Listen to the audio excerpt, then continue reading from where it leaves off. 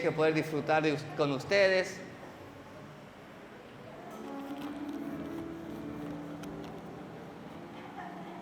Vamos a invitar a los pequeños de 4 a 9 años. Pueden pasar a la escuela bíblica con Soledad. Los pequeños de 4 a 9 años. Maxwell. Probablemente vamos a hacer como en el cielo. Aquí está ahí, ¿sabes? La pista. Gracias, Señor. Pueden pasar los pequeños de 4 a 9 años. Voy a tratar de ser lo más breve posible por el calor. Es peligroso cuando un pastor dice eso, pero no. Acá tengo el reloj, me voy a controlar. Vamos a hacer bien dinámico. Gracias, Mica. Muchas gracias. Sabe que comenzamos el jueves justamente haciendo alusión a esta canción que hoy preparó nuestro amigo Pablo. Comenzamos a hablar el jueves sobre los milagros, ¿no? Cómo Jesús, cómo la Biblia relata milagros, acciones sobrenaturales de Dios interviniendo en la humanidad, ¿no? Con sanidad, con cosas extraordinarias, con sucesos extraordinarios. Y aún Jesús en su ministerio, para que se cumpliese su palabra, también en su caminar, Él tuvo muchas experiencias donde la gente recibió un milagro de parte de Jesús. Sanidad, liberación de espíritus inmundos, ¿no? Milagros de que aquellos que habían muerto resucitaban, multiplicación de los peces, los panes, ¿no? Con su propia voz Él calmaba la tempestad. Y esto era parte del Evangelio de Jesucristo, ¿no? Darle al necesitado, mirar la miseria del corazón del hombre y ayudarlo en su necesidad, en su angustia. Y algo que compartíamos el jueves es que muchas veces nosotros, los cristianos evangélicos, y muchos de los que decimos creer en Dios, nos hemos olvidado que Dios hace milagros. Pero porque perdimos el enfoque, nos fijamos más en el confort de la congregación, nos fijamos más en el dinamismo, la visión de la congregación, ¿no?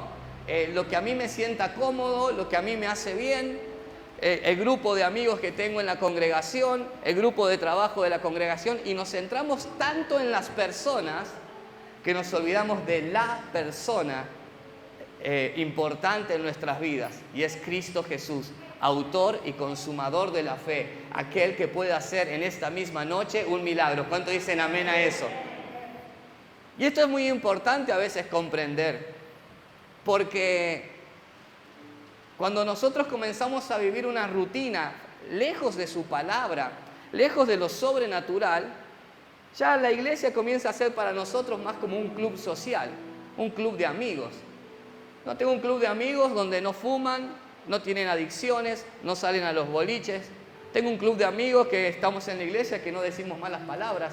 Tengo un club de amigos en la iglesia que son todos matrimonios que se reaman y se respetan, se quieren muchísimo, se hacen sorpresas, se regalan cosas. Es espectacular este club de amigos. ¿Cuántos dicen amén a eso? Se ríen, ¿no? Yo haría pasar a mi esposa que dé testimonio de los regalos que le hago. No, mentira, mejor que se quede ahí. Ok, bueno. Pero parece que más que todo buscamos un lugar donde nos sintamos cómodos. Y es hermoso, o sea, es parte del Evangelio y es muy importante el amarnos los unos a los otros, porque es un mandamiento de Jesús.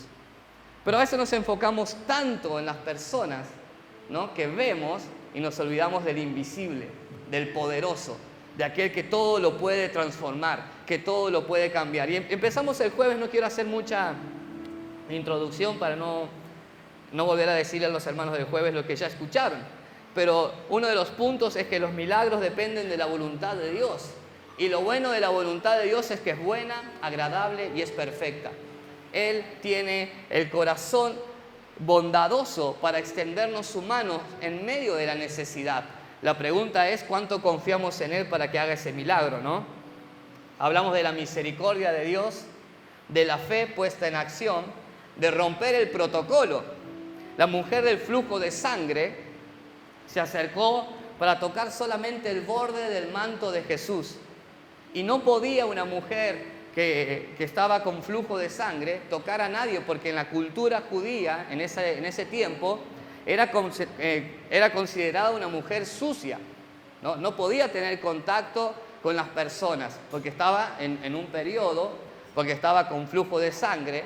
Entonces corría riesgo su vida, porque habían fariseos, habían personas muy apegadas a la ley, según ellos, que si la descubrían haciendo esto, lo podrían apedrear. Corría riesgo su vida, sin embargo, no le importó, porque ella sabía que su milagro estaba en Cristo Jesús. Y rompió el protocolo.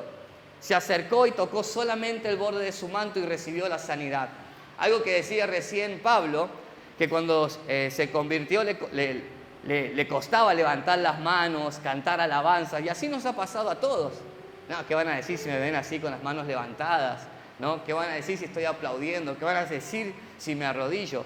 Y es que el conocer a Cristo te lleva a romper ciertas estructuras, ciertos protocolos personales, dejar la vergüenza a un lado y decir, yo sé quién es Dios, por eso le adoro con todo mi corazón, por eso le exalto con toda mi vida, por eso extiendo mis manos en adoración, porque sé que le estoy cantando al único que me ama de tal manera que puede transformar mi vida. ¿Amén? Entonces de eso se trata el romper el protocolo. Comenzar a hacer aquello que antes no hacías. Si antes te costaba cantar alabanzas, alabá a Dios de todo corazón. Elevá tu voz, seas afinado o no seas afinado, pero elevá tu voz, cantarle a Él de todo tu corazón. No importa las circunstancias que estés atravesando. Decir, Señor, yo sé que la estoy pasando mal, pero te adoro porque sé que con un momento en tu presencia las cosas pueden cambiar. Y estás rompiendo el protocolo que muchas veces nos inhibe a alcanzar ese milagro. Y terminamos un punto que acá ahora vamos a empezar hoy. Muchas de las personas que recibieron su milagro eran personas humildes. Y así que este punto es, sé humilde. Decirle al que tenés a tu lado, si lo conocés, si le tenés confianza, sé humilde. Y si le tenés bronca, dale, loco, sé humilde, ¿no? Un poquito de humildad. Sabe que la humildad nos coloca en el lugar que nos corresponde como hijos de Dios, en que Él es el Padre y nosotros sus hijos. Él es el Señor y nosotros sus siervos. Una persona humilde se ubica en el lugar que le corresponde y no quiere demostrar más de lo que es, no quiere demostrar más de lo que tiene, no quiere demostrar o alardear de sus cualidades, sino que comprende que todo lo que ha recibido viene de Dios, que todo lo que uno practica es para Él. Entonces es tan importante la humildad delante de Dios, no de los hombres. De los hombres, por supuesto, también lo vamos a hacer, pero te aseguro que es mucho más importante poder tener esa humildad delante de Dios, esa búsqueda reconociendo su señorío. Sabe que muchas veces nos cuesta reconocer un mensaje de Dios de acuerdo al mensajero. Nos cuesta reconocer un consejo de Dios de acuerdo al que da el consejo. Y muchas veces pensamos que no, que ¿quién es este para decirme a mí? ¿Quién es esta para aconsejarme a mí? Si este supiera lo que a mí me pasa, ¿no? Y comenzamos a despreciar y a desechar al consejero, aquel que trae una palabra de parte de Dios. Y eso tiene que ver con una falta de humildad, ¿no? ¿Quién soy yo para poder despreciar un consejo de un amigo? ¿Quién soy yo para poder despreciar un consejo de mis padres, no? Muchas veces queremos hacer las cosas a nuestra manera, a nuestra forma, como aprendí, como me enseñaron, y sin darnos cuenta nos disfrazamos de soberbios, ¿no? Pensando que no, es que así yo aprendí y así lo voy a hacer. Pero ser humilde también es reconocer que a veces necesitamos un cambio de dirección.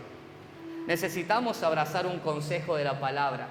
Necesitamos reconocer que lo único que nos hace falta es Jesús. Amén.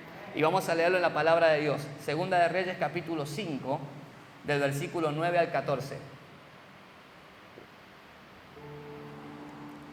Segunda de Reyes 5, del 9 al 14. Y vino Naamán. Naamán era un era un general del ejército. Tenía muchas victorias, era reconocido, ¿no? Era un hombre famoso por las victorias, era un hombre de guerra, pero tenía lepra, ¿no? Este era su punto débil, su debilidad, su tristeza, lo que ocultaba. y lo que pronto no iba a poder dejar de ocultar, su lepra, su enfermedad. Entonces se dirige a la casa del profeta Eliseo y dice, y vino Naamán con sus caballos y con su carro y se paró a las puertas de la casa de Eliseo. Eliseo también era muy conocido, era la voz de Dios en la tierra, el gran profeta Eliseo, ¿no? Era una persona muy importante, ¿no? Aquellos que sabían del profeta Eliseo sabían que Dios hablaba a través de él, ¿no? Es como la figura quizás más importante, quizás de alguna religión, la figura más importante quizás a nivel político, una persona muy conocida.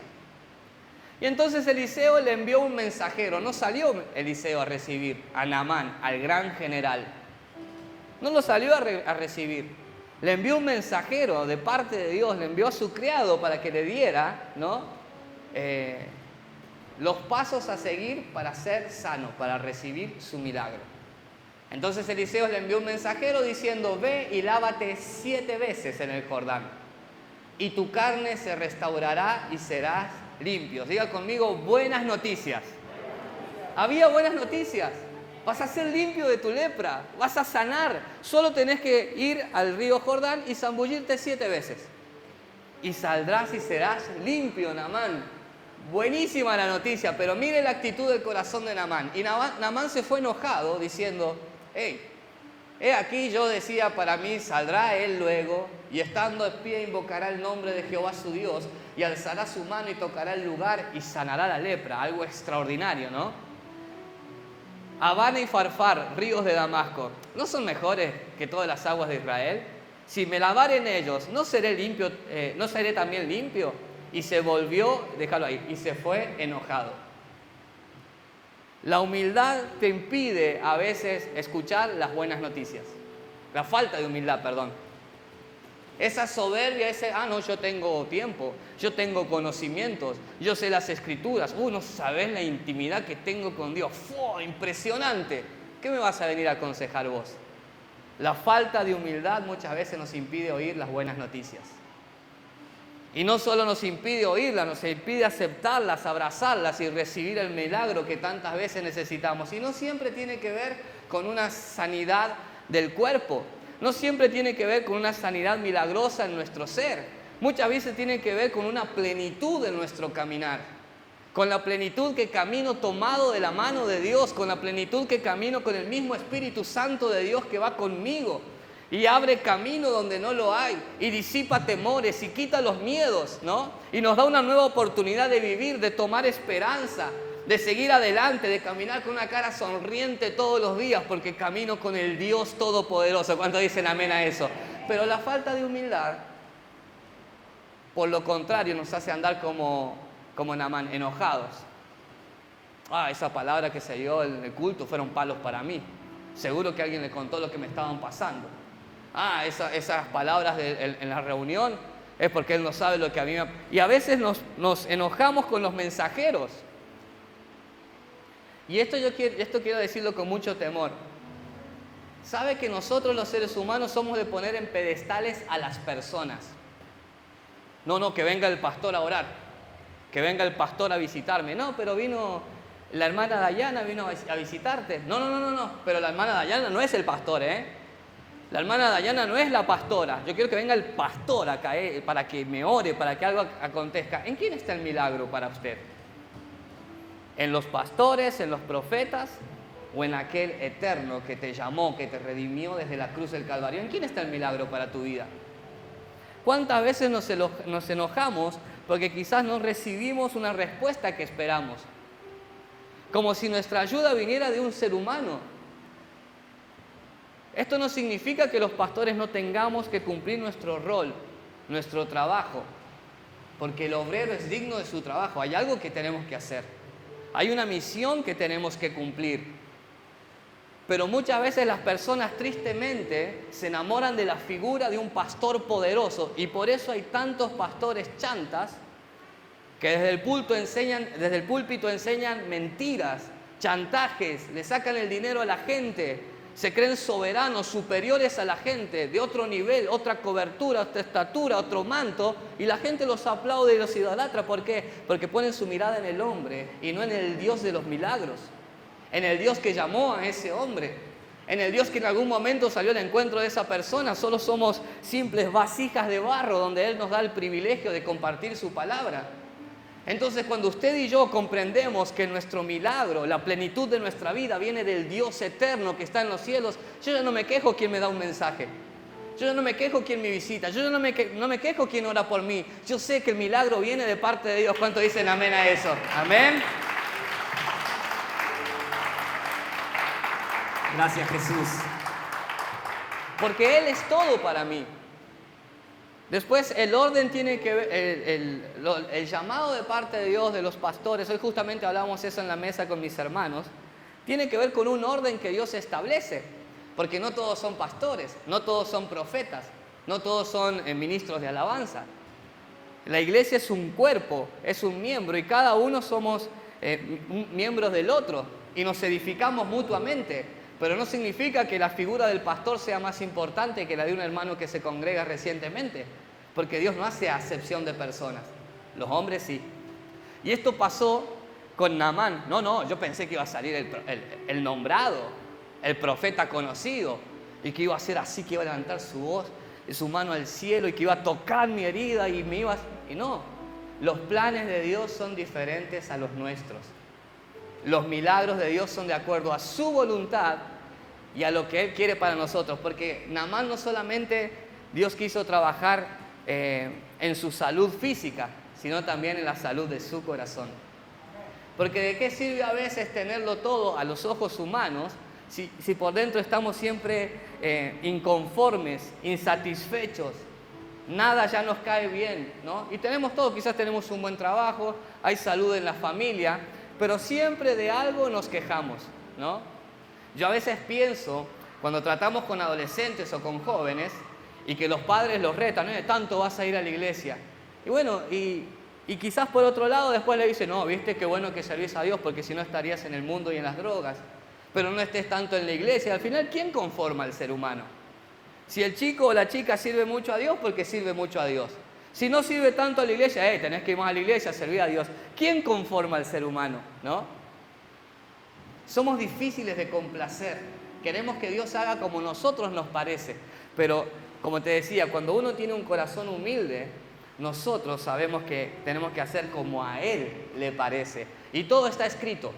Puedo asegurarte que todo está escrito en su palabra. Si crees en ese milagro para tu vida, comenzá a caminar con esa expectativa de que cualquiera de estas noches, aún en tu propia habitación, puede venir un mensaje de parte de Dios con su presencia y puedas dar ese paso que rompa el protocolo y recibir ese milagro que tanto anhelas. ¿Cuántos dicen amén a eso? El que sigue ahora sí. Mas los criados de Naamán se le acercaron y hablaron diciendo, Padre mío, si el profeta te mandara alguna gran cosa, ¿no la harías? Si te mandara algo más complicado, ¿no lo harías? ¿Cuánto más diciéndote, lávate y serás limpio? O sea, inténtalo, Señor mío, ¿no? Seguramente le hablaron con respeto porque eran sus criados.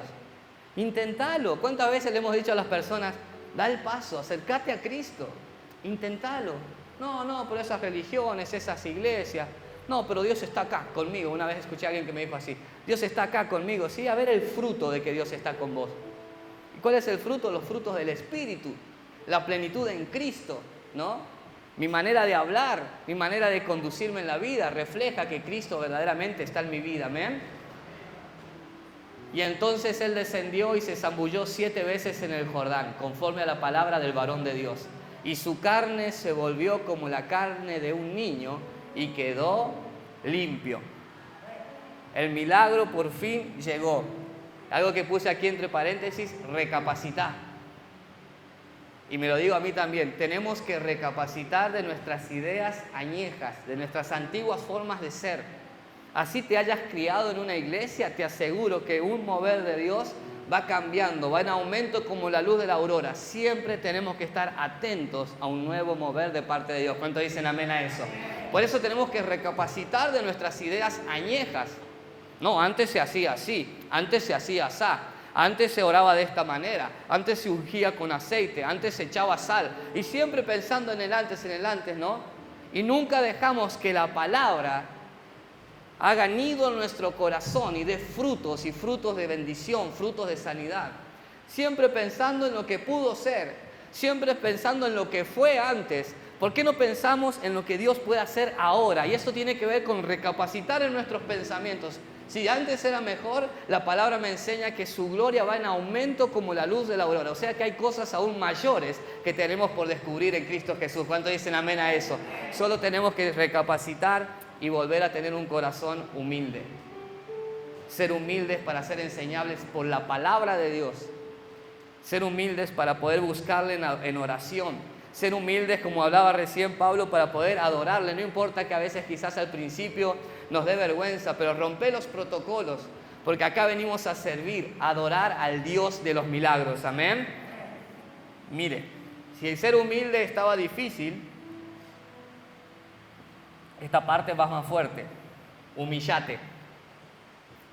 Humillate, ¿no? ¿Cuánto nos cuesta humillarnos delante de su presencia? ¿Cuánto nos cuesta quebrantarnos delante de su presencia? ¿Hace cuánto no tenés un momento en tu habitación donde en medio de la oración comenzaste a mostrarle a Dios quién realmente sos? Señor, acá estoy, soy esta persona, en esto estoy fallando, en esto me estoy equivocando, ¿no? Necesito tu ayuda, necesito tu presencia. ¿Hace cuánto no nos humillamos delante de su presencia diciendo, Señor, aquí estoy, te entrego todo? Lo que antes sabía, lo que antes había aprendido, lo que antes hice, porque muchas veces nos quedamos con lo que alguna vez hicimos y con eso ya tenemos ya como un currículum a Dios. Dios, mira, yo te serví, mira Dios lo que hice, mira Dios lo que lo dejé. ¿Y para cuándo la humillación, Señor? Nada de lo que he hecho fue por mi causa, todo ha sido por ti. Señor, estoy perdiendo el rumbo. ¿Hace cuánto no nos humillamos delante de Él? Y vamos a esta historia. Ya para ir terminando, me quedan 2 puntos nada más. No, uno más. Mateo 15, 22, 28. Mire. Mateo 15, 22 al 28. Y he aquí una mujer cananea que había salido de aquella región, clamaba diciendo, Señor, hijo de David, ten misericordia de mí. Mi hija es gravemente atormentada por un demonio. ¿Cuántos tienen hijos aquí? Levante su mano. ¿Sí? Muchísimos. Habemos muchas mamás y papás. Genial. Mi Dios así lo permita. Imagínate, está pasando una situación difícil con tu hijo, tu hija, y vas al autor y consumador de la fe. Aquel que escuchaste que hace milagros, que resucita a los muertos, que sana a los que están enfermos, que echa fuera demonios, que es el Mesías en la tierra, ¿no? La promesa cumplida está caminando aquí con los seres humanos entre nosotros. Y te acercás desesperado, porque cuántos no aman a un hijo y darían lo mejor por sus hijos, ¿no? Y le hablan a Jesús, Señor, hijo de David, ten misericordia de mí, mi hijo está atormentada por un demonio. Y mire el trato de Jesús. Pero Jesús no le respondió palabra. Entonces, encima, acercándose sus discípulos, le rogaron diciendo, despídela, pues da voces, o sea, está gritando tras nosotros, despedila. Decirle, mirá mujer, sos cananea, yo soy judío, no tenemos relación, andate para allá. Imagínate el shock, imagínate la decepción, imagínate ese cuadro desesperante. Que aquel que es amor, aquel que vino a entregar su vida por